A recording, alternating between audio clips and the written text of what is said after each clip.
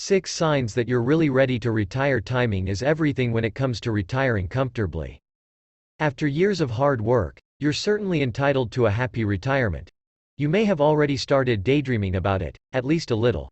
Will you travel the world, volunteer for your favorite charity, go fishing, or spend more time with the grandkids? The possibilities are endless. Even so, many workers are a little afraid of retirement. They've heard too many horror stories about people who retire too soon and find their income and lifestyle severely restricted.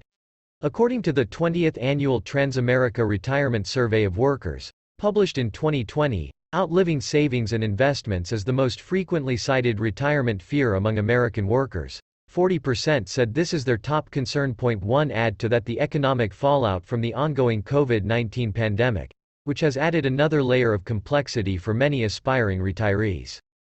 So how do you know when the timing is right? Here are 6 signs that indicate you're ready to retire if you want to.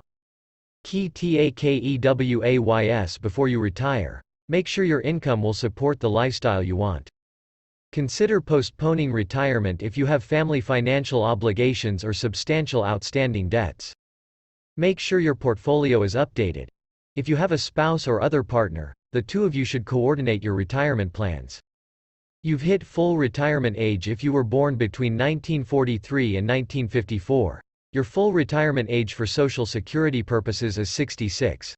If you're born after 1959, you'll have to wait until you're 67. Between those dates, it's 66 and some months.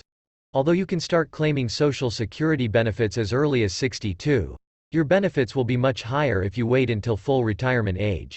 If you start your retirement benefits at 62, your monthly payment is reduced by a whopping 0.25. On the other hand, if you wait even longer to claim Social Security, the maximum age of delay is 70, you'll receive as much as 132% of the monthly benefit you would have collected at your full retirement age. You're debt-free if you've paid off all your debts. You are well positioned for retirement. If you have credit card debt or still owe a lot of money on a home or car, you may want to postpone giving yourself over fully to your days of freedom. When you're on a fixed income, a hefty mortgage or car payment can put a major strain on your finances. It also makes it more difficult to deal with unexpected expenses. Before you hand in your retirement notice, try to whittle down most, if not all, of your outstanding debts. 3. You're no longer supporting kids or parents, or your kids all grown up, out of the house, and earning their own income. That makes it a lot easier for you to retire. However, if you're still supporting your kids or helping them out regularly, you may want to put your retirement plans on hold for a while. You might also hold on if you have elderly parents who need your financial support, or may need it down the line.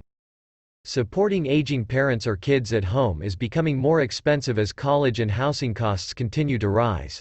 There is no way a couple can downsize and start minimizing their expenses if they have a household to take care of, says Carlos Diaz Jr., founder and managing partner of Diaz Wealth LLC in Lake Mary, Florida.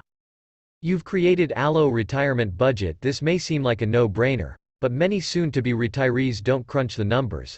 Before you ditch your career, it's important to figure out whether you can live comfortably on your post-retirement income. Start by adding up your must-have monthly costs, including mortgage or rent, groceries, electricity, and other utilities. Then add in your wants, such as travel, entertainment, shopping, and dining out. Once you've calculated your estimated monthly expenses, it's time to figure out whether you'll have enough income to cover them. Add up your estimated Social Security benefits, retirement account distributions, pension payments, if you get them, and any other sources of income you will have. Remember that you will owe income taxes on all distributions except Roth IRAs, Roth 401ks, and a portion of Social Security, unless you meet the income threshold for tax-free Social Security benefits.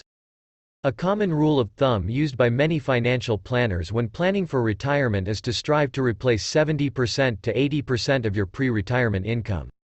It's also important to factor in inflation when budgeting, which is also known as the Consumer Price Index, CPI.